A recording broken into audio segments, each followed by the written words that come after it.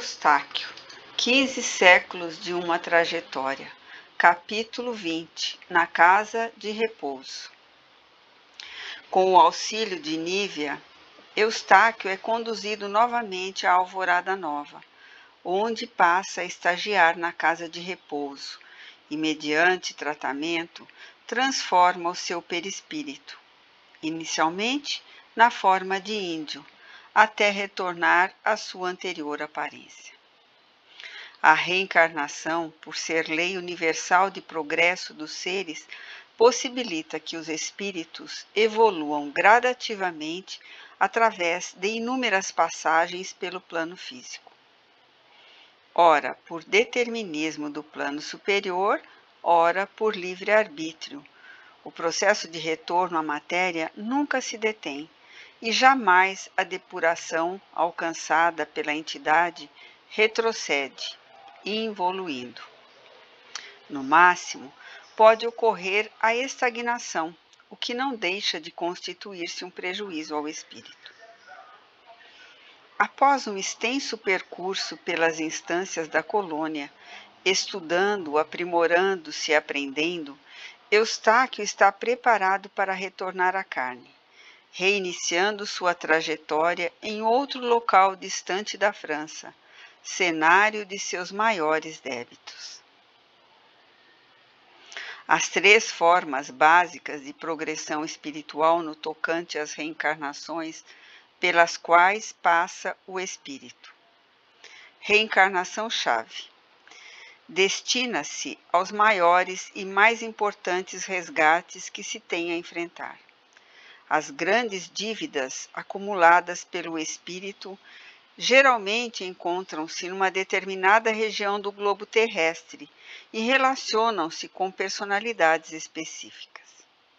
O reencarnante, no palco de seus mais graves desmandos, sofre uma trajetória de provas e expiações. Triunfando no percurso, conseguirá elevação depurada espiritual. Fracassando, continuará no mesmo estágio evolutivo e deverá prosseguir no futuro na trilha expiatória e regenerativa. Para que essa viagem de retorno tenha um mínimo de possibilidades de sucesso, o espírito deverá passar, antes, por reencarnações alternativas e preparatórias. Reencarnação alternativa. Constitui um apoio ao espírito para que ele se desvincule de sua anterior passagem pela materialidade. Uma reencarnação-chave que não trouxe progresso à criatura não será facilmente esquecida. Assim, a reencarnação alternativa em local distante do palco de seus arraigados desvios e com outros seres possibilita a entidade em progresso desligar-se dos seus laços do passado, abrindo seu campo de atuação para o futuro. Foi o caso de Eustáquio ao reencarnar no Brasil. Nem sempre uma única reencarnação alternativa é suficiente para deixar preparado um espírito para voltar à crosta em reencarnação-chave.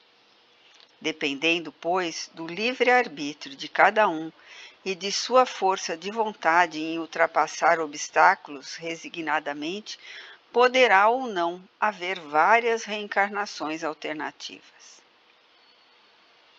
Reencarnação preparatória ou estratégica.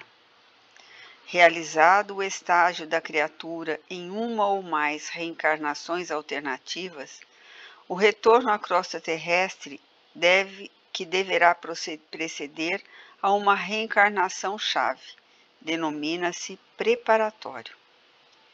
Logicamente, o espírito, mal utilizando o seu livre-arbítrio, poderá acumular tantos débitos em uma reencarnação preparatória que não poderá voltar, logo após, em reencarnação-chave.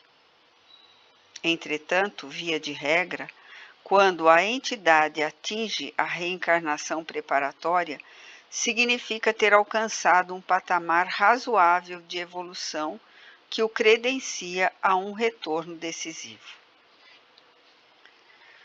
Não existe, portanto, uma regra absoluta nesse encadeamento, pois a designação de cada reencarnação do espírito depende da concentração de determinados tipos de provas e expiações que serão enfrentados na materialidade. Reencarnações-chave têm elevado número de provas e menor número de expiações. Nas reencarnações alternativas, dá-se o inverso: maior número de expiações e menor número de provas. As reencarnações preparatórias são equilibradas com semelhante número de provas e expiações, embora com predominância dessas últimas. Eustáquio recebe do Departamento de Reencarnação a sua próxima programação e, resignado, mas ainda não convencido, retorna à carne para cumprir, na identidade de Samuel, uma reencarnação preparatória.